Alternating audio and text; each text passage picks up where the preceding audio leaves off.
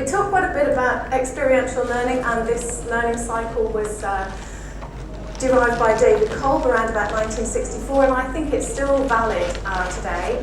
The idea of the learning cycle is that you have some sort of experience, and then you reflect on that experience and go out and try out your new ideas, which then gives you another experience to work from.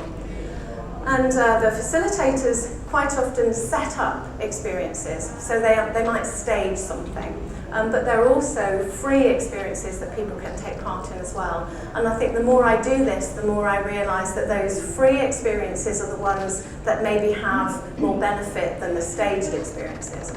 So somebody was talking to me this morning about where equine assisted learning had come from, and she said, oh, maybe it's come from working with people with disabilities and riding horses. But actually I think one of the major contributions to equine assisted learning has been the growth in the natural horsemanship movement. And I really think that equine assisted learning is coming along because of the natural horsemanship movement. So people have been working on natural horsemanship, trying to develop a relationship in a horse in a slightly different way.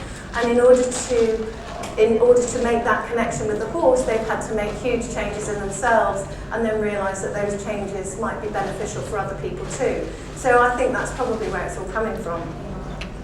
So the facilitator's role really is to, in my opinion, is to enable that sort of cycle to take place.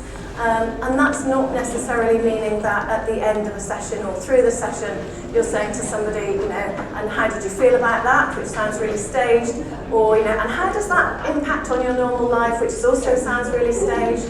So sometimes people will have experiences and they won't be able to reflect on them accurately for years, possibly.